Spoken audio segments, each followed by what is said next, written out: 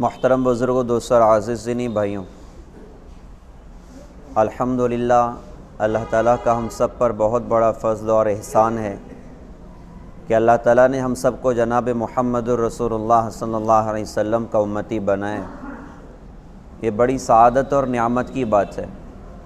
حضرت محمد صلی اللہ علیہ وسلم پر اللہ پاک نے جو دین اتارا، اس دین کے بارے میں اللہ پاک نے قرآن پاک میں ارشاد فرمایا کہ الیوم اکملت لکم دینکم واتممت علیکم نعمتی ورضیت لکم الاسلام دینا۔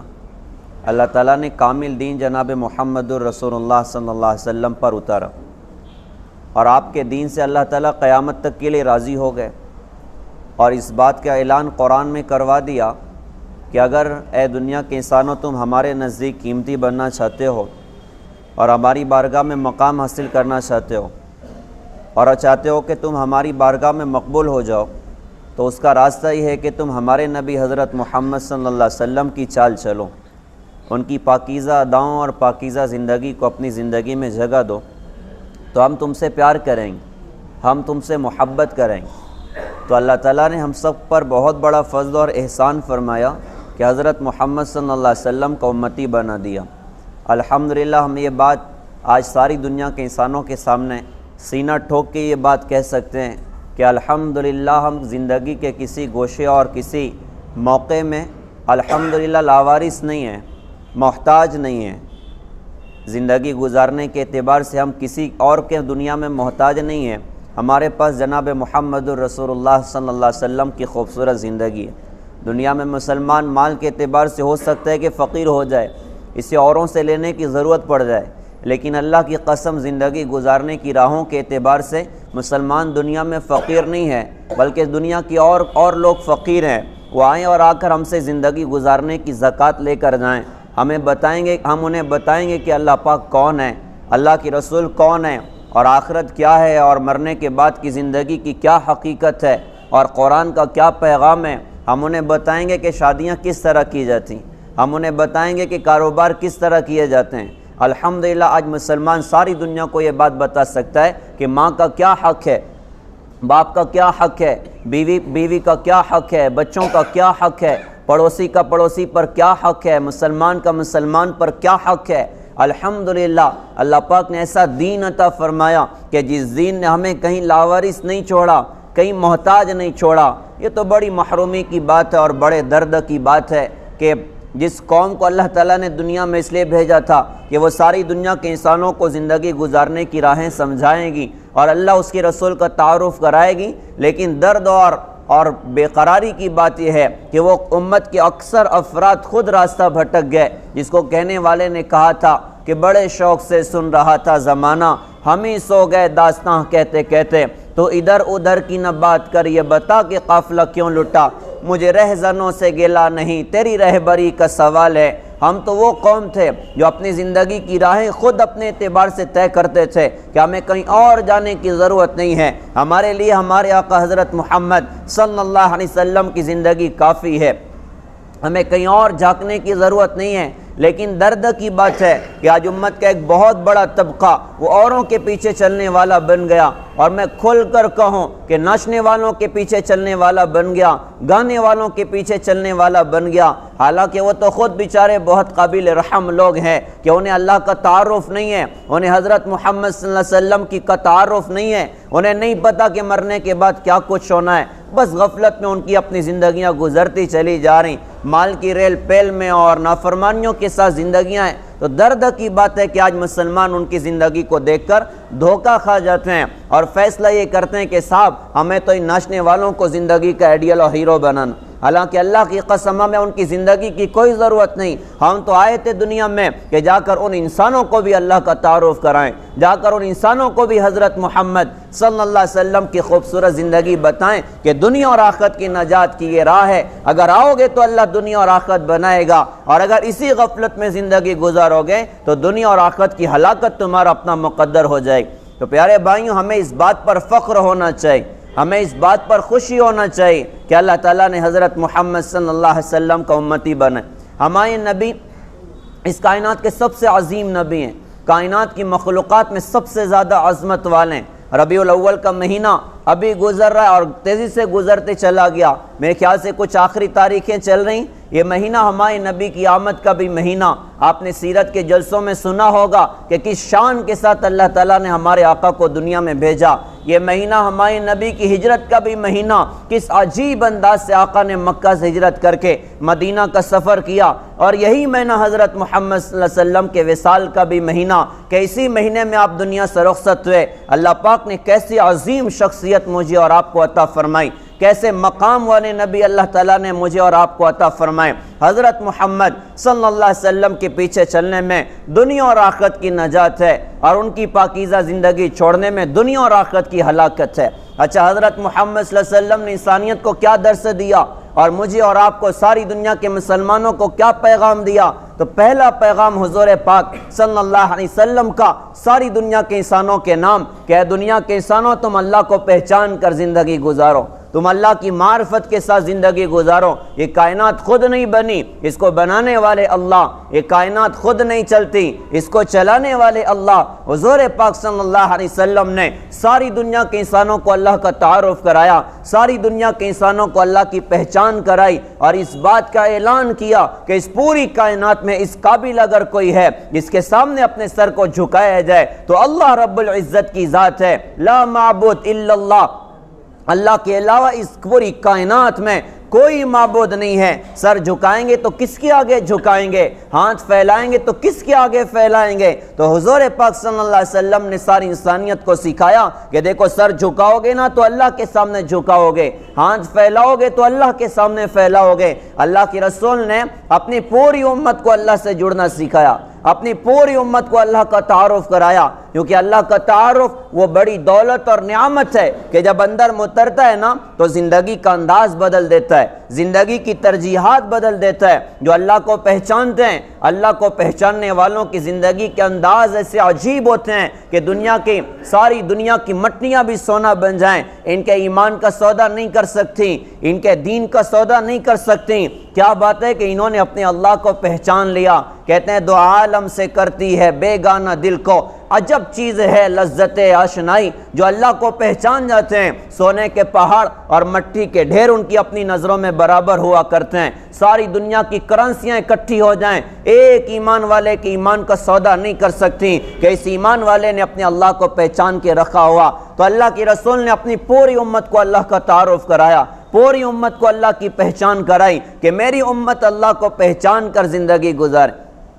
دیکھو, جو پہچان لیتے ہیں وہ پھر اللہ کو راضی کرنا مقصد زندگی بناتے ہیں, اللہ کو خوش کرنا مقصد زندگی بناتے ہیں, اور اللہ کو پانے کے لیے, اللہ کو خوش کرنے کے لیے پھر جو سودا کرنا پڑے وہ کر جاتے ہیں. یہاں تک کہ جان کی بازی اگر بازی کا موقع آ جائے وہ اپنی جان کی بازی کھیلیں گے, لیکن اپنے اللہ کو ناراض نہیں کریں گے, اپنے اللہ سے بغاوت نہیں کریں گے. آج اللہ کو نہیں پہچانا ہے, جب اللہ کو پہچانا تھا تو کیا فضا تھی کہ ہر ایک اللہ سے ڈر کے زندگی گزارتا تھا, ہر ایک اللہ کے استحضار اور خوف کے ساتھ زندگی گزارتا تھا کہ مجھے اللہ کے سامنے جانا ہے, مجھے اپنے اللہ کو اپنی زندگی دکھانی ہے. کیا خوبصورت وہ دور تھا, کیا خوبصورت وہ فضا تھی. آج پوری دنیا میں دعوت و تبلیغ کا خوبصورت کام ہے, علماء کرام کی خوبصورت محنتیں ہیں, مدارس کی خوبصورت محنتیں ہیں, اور خانقاہوں کی خوبصورت محنتیں ہیں. ان ساری محنتوں کے ذریعے سے امت کو یاد دلایا جا رہا ہے ہماری زندگی کتنی خوبصورت تھی, اور کیسی ایمانی صفات ہماری زندگیوں میں تھیں,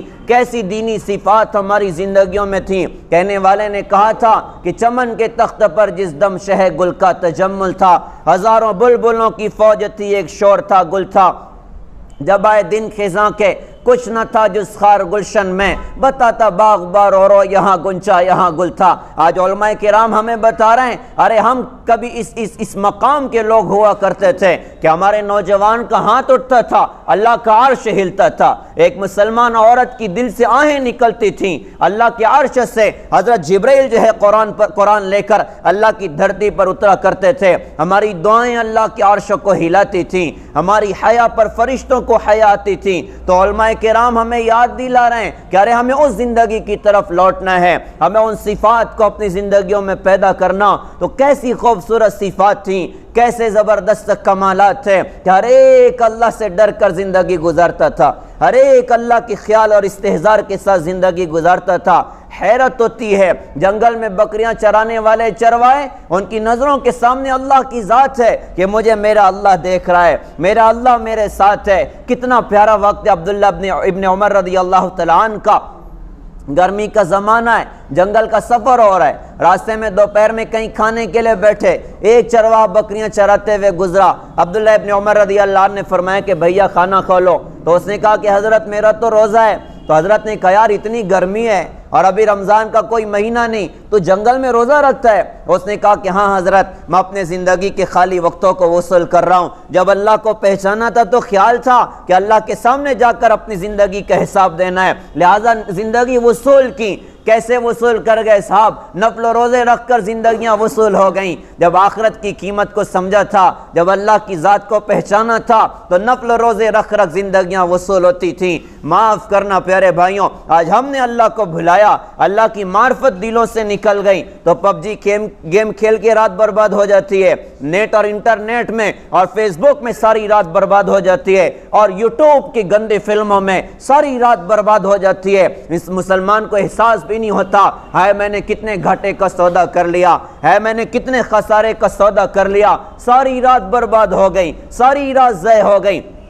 ایک وہ نادان آدمی ہوتا ہے جو کسی بات پر ٹینشن میں آ کے گن پوائنٹ سے اپنے آپ کو ہی شوٹ کر لیتا ہے، اور ایک وہ نادان انسان ہوتا ہے جو سلو پوائزن کی طرح زندگی کو ضائع کرتا ہے، زندگی کو برباد کرتا ہے۔ روزانہ 2 گھنٹہ موبائل میں ضائع کر دیا، روزانہ 4 گھنٹہ ناچ گانے کی محفلوں میں ضائع کر دیا، اللہ کی نافرمانیوں کے ساتھ وقت گزر رہا ہے۔ یہ ہوتے ہوتے جب موت آئے گی نا تو قیامت کے میدان میں پتہ چلے گا کتنا گھاٹے کا سودا کر کے آیا، کتنے نقصان کا سودا کر کے آیا۔ اور یہی بندہ کل آخرت میں خون کے آنسو رو کے اللہ سے کہے گا ربنا ابصرنا وسمعنا فرجعنا نعمل صالحا انا موقنون، اے میرے رب میں نے دیکھ لیا، سن لیا، سمجھ لیا، سب بات میری کھوپڑی میں اتر گئی، ابھی تک نہیں اترتی تھی، اب بات سامنے آ گئی ہے، اللہ دنیا میں واپس کر دیجئے، اب نیک عمل کر کے آؤں گا، اب آپ کو راضی کر کے آؤں گا۔ تو کہا جائے گا کہ بندے موقع تیرے ہاتھ سے جا چکا ہے، زندگی تیرے ہاتھ سے جا چکی ہے، یہ کون کیا آنسو روئے گا، یہ پچھتائے گا،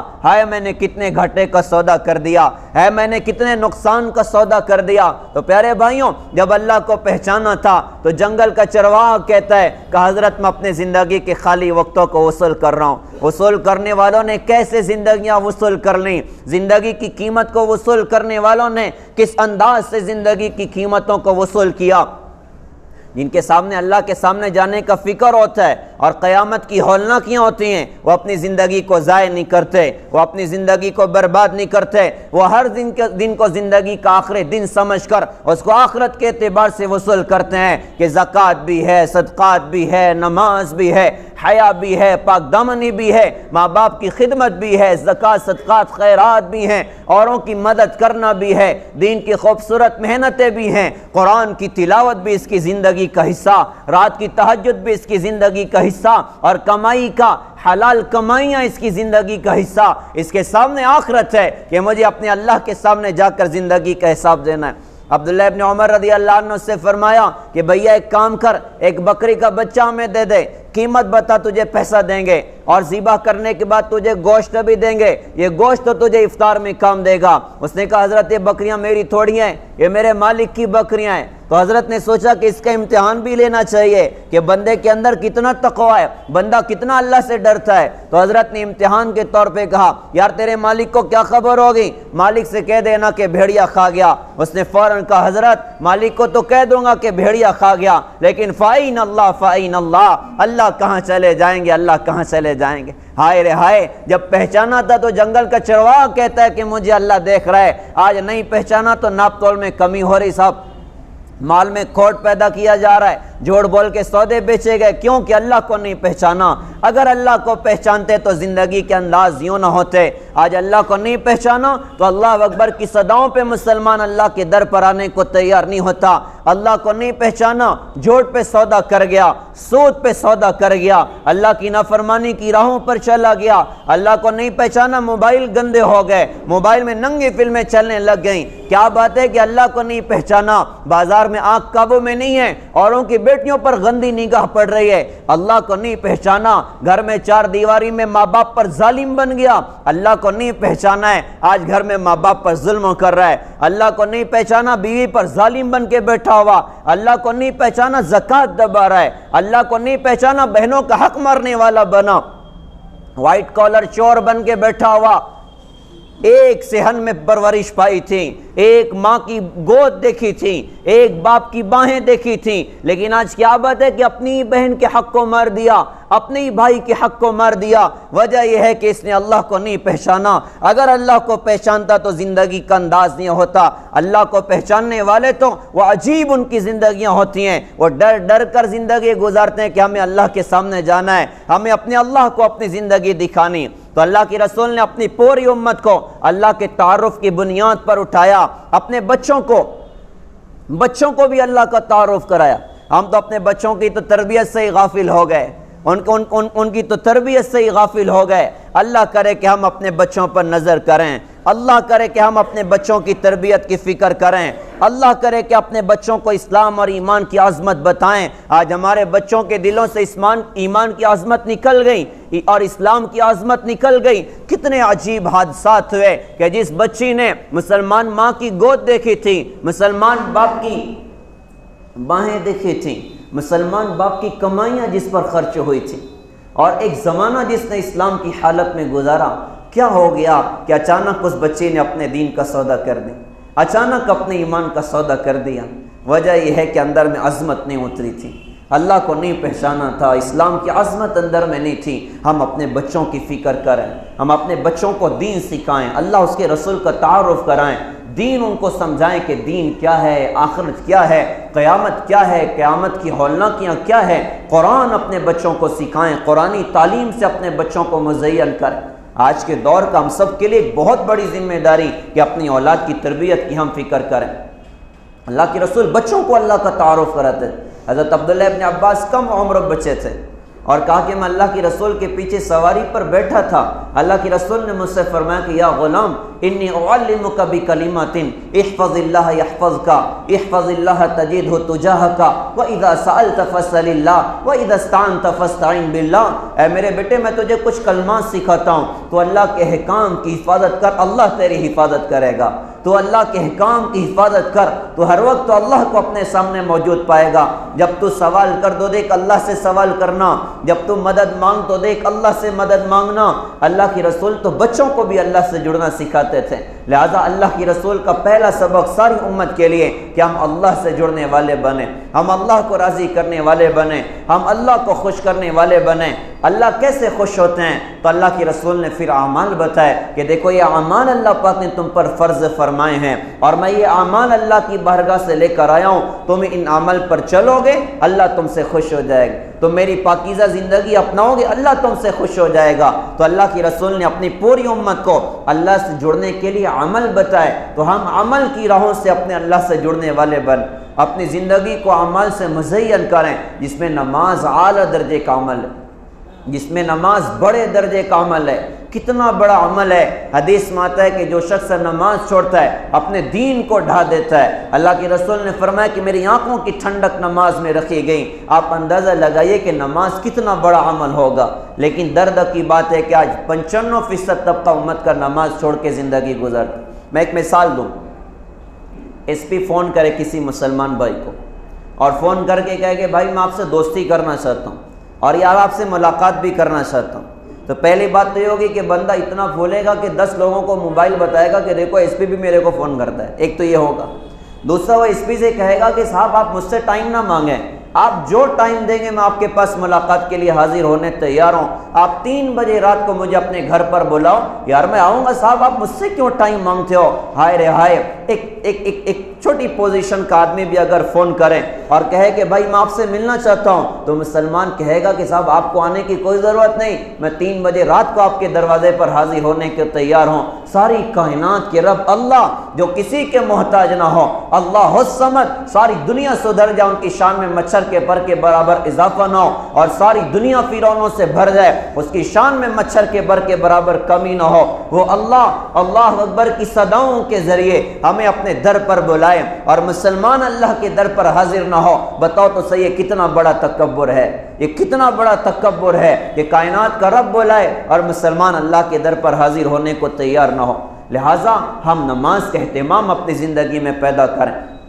اللہ کے رسول اپنی امت کو عمل سے جڑنا سیکھا ہے کہ دیکھو عمل کی راہوں سے تم اللہ کو راضی کرنا، عمل کی راہوں سے تم اللہ تعالیٰ کو خوش کرنا۔ لہٰذا ہم اپنی زندگی کو ان اعمال سے مزین کریں کہ نماز بھی ہے، اللہ نے مال دیا تو زکوٰۃ بھی دے رہے ہیں، صدقہ خیرات بھی کر رہے ہیں، نیک کاموں میں خرچ بھی کر رہے ہیں، ماں باپ پر بھی لگا رہے ہیں، پڑوسیوں پر بھی لگا رہے ہیں۔ رمضان کے مہینے آ گئے، ماشاءاللہ اس کے روزوں کا اہتمام ہو رہا ہے، اللہ نے مال دیا، اللہ کی بارگاہ میں حاضری کی سعادت بھی ماشاءاللہ مل رہی ہے، تو اپنے مال ہے تو مال کو اللہ کے احکامات کے مطابق خرچ کرنا اور اللہ کے ان احکامات پر بندہ عمل کرنے والا بن۔ اور پھر اس کے آگے اللہ کے رسول حضور پاک صلی اللہ علیہ وسلم نے اپنی امت کو سکھایا کہ دیکھو بندوں کا حق ضائع نہ کرنا، بندوں کا حق ضائع نہ کرنا، بندوں کا حق ضائع نہ کرنا۔ اور اس کو کتنے اہتمام سے اللہ کے رسول نے سمجھایا۔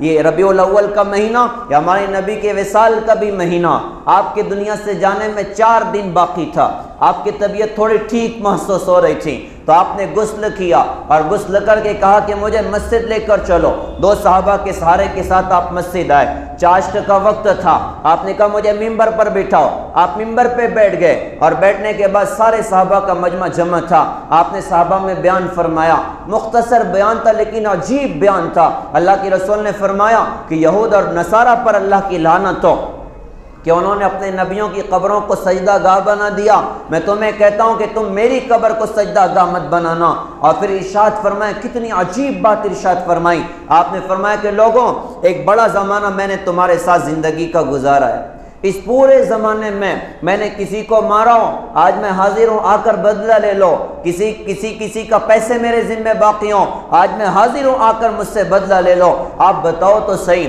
اللہ کی رسول جیسی عجیب شخصیت اور عظیم شخصیت، جن کے اخلاق ایسے عظیم، جن کے معاملات ایسے عظیم، کیا وہ کسی پر کبھی ظلم کر سکتے تھے؟ کیا وہ کبھی کسی کے پیسے دبا سکتے تھے؟ اور جو شخصیت کا عالم یہ ہو اخلاق کا اور درگزر کا کہ اپنے ظالم لوگوں کو معاف کر جائے، ظلم کرنے والوں کو معاف کر جائے۔ کیا کچھ ہوا فتح مکہ کے موقع پر کہ فاتحانہ مکے میں داخل ہو گئے۔ 9 سال پہلے کا وہ معاملہ تھا کہ آپ مکہ چھوڑ کے جا رہے تھے، پرسان حال کوئی نہ تھا، بار بار پلٹ کر بیت اللہ کو دیکھتے اور فرماتے کہ تجھ سے بہت محبت کرتا ہوں، لیکن کیا کروں کہ یہاں کے لوگ مجھے رہنے نہیں دیتے، اس لیے تجھے چھوڑ کر جا رہا ہوں۔ 2 رکعت بھی بیت اللہ میں پڑھنے کی اجازت نہ ملی تھی، آپ چلے گئے۔ پھر 8-9 سال کے بعد وہ دن آیا کہ اللہ تعالیٰ نے اپنے نبی کے ہاتھ پہ مکہ کو فتح کروایا، آپ فاتحانہ مکہ میں داخل ہوئے، 10,000 صحابہ کی جماعت ہمارے نبی کے ساتھ تھی۔ کیا وہ عجیب منظر تھا، کیا وہ عجیب واقعہ تھا، کاش اللہ تعالیٰ وہ منظر ہمیں اب تو خواب میں ہی دکھا دے، اللہ کے لیے کیا مشکل ہے۔ بڑا عجیب دن تھا کہ 10,000 صحابہ آپ کے ساتھ میں ہیں، اور اس موقع پر ابو سفیان نے ابھی کلمہ پڑھا، تو ہمارے نبی نے حضرت عباس سے فرمایا تھا وہ پہاڑی ہے نا، وہاں پر ابو سفیان کو لے کر کھڑے ہو جانا تاکہ ابو سفیان بھی دیکھے کہ آج اللہ نے مسلمانوں کو کیسے عزت عطا فرمائی، آج مسلمانوں کو کیسے نوازا۔ تو 10,000 صحابہ کا قافلہ اور ایک جماعت فاتحانہ بیت اللہ میں داخل ہو رہی تھی، تو ابو سفیان ہر جماعت کے بارے میں پوچھتے تھے یہ کون ہے۔ ہوتے ہوتے ایک بڑا قافلہ آیا جس میں ہمارے نبی تھے اور صحابہ تھے، انصار اور مہاجرین تھے، اور ان کے کمانڈر حضرت عمر فاروق رضی اللہ عنہ تھے، اور سب نے لوہے کی ٹوپیاں پہنی ہوئی تھیں، تو چہرہ کسی کا نظر نہیں آ رہا تھا۔ حضرت عمر کی گرجدار آواز وہ پورے قافلے کو لے کر چل رہا ہے، تو حضرت ابو سفیان نے حضرت عباس سے پوچھا کہ یہ کون ہے، تو حضرت عباس نے کہا کہ یہ حضرت محمد صلی اللہ علیہ وسلم اپنے صحابہ کے ساتھ ہیں۔ اس موقع پر ابو سفیان نے کہا یار تمہارے بھتیجے کا تو حکومت بڑی شاندار ہے، تو انہوں نے کہا یہ حکومت نہیں، یہ نبوت ہے۔ اور حضرت عمر کی آواز آواز تھی، وہ سب کو لے کر چل رہے تھے۔ ابو سفیان نے کہا یہ کون ہے جو پورے لشکر کو ترتیب دے کے لے کر چلتا ہے؟ تو حضرت عباس رضی اللہ عنہ نے کہا یہ خطاب کا بیٹا عمر ہے۔ تو ابو سفیان کہنے لگے اچھا یہ بنو عدی خاندان کا بندہ آج اتنا اونچا ہو گیا، حالانکہ بنو عدی خاندان مکے میں عزت والا خاندان نہیں تھا، آج اتنا اونچا ہو گیا۔ تو حضرت عباس رضی اللہ عنہ نے ایک بڑا خوبصورت جملہ کہا تھا، بڑا خوبصورت جملہ کہا تھا۔ ان کا جملہ تھا کہ ابو سفیان ہمارے یہاں پر عزت اور ذلت قبیلے اور خاندان کی بنیاد پر نہیں ہے، ہمارے یہاں پر عزت اور ذلت اسلام کی بنیاد پر ہے۔ عمر عزت والا نہیں تھا، عمر کو اسلام نے عزت والا بنایا، عمر کو اسلام نے عزت والا بنایا۔ اللہ کی رسول فاتحانہ داخل ہو رہا ہے، کوئی بادشاہ کہیں فتح کرتا ہے نا تو سینہ تان کے فتح کرتا ہے اور قتل کے عام اعلان کرتا ہے، ہم قربان جائیں اپنے نبی کے پاکیزہ اخلاق پر۔ آپ فاتحانہ داخل ہو رہے ہیں، آپ کے اندر تکبر نہیں ہے بلکہ تواضع ہے۔ یہ ایک پیغام دی اپنے امت کے دین کے کام کرنے والوں کو کہ کتنے بھی بڑے کام تم سے اللہ پاک اپنے دین کے لے لے، لیکن ہر وقت اپنی زبان پر یہ رکھنا کہ جو کیا میرے اللہ نے کیا، جو کیا میرے اللہ نے کیا۔ اللہ کی قسم آج مکہ فتح ہوا اور 10,000 صحابہ مکے میں داخل ہو رہے ہیں، اس موقع پر ہمارے نبی اپنے صحابہ سے یہ کہہ سکتے تھے میرے صحابہ دیکھو میری 21 سال کی قربانیوں نے آج کیا دن دکھایا،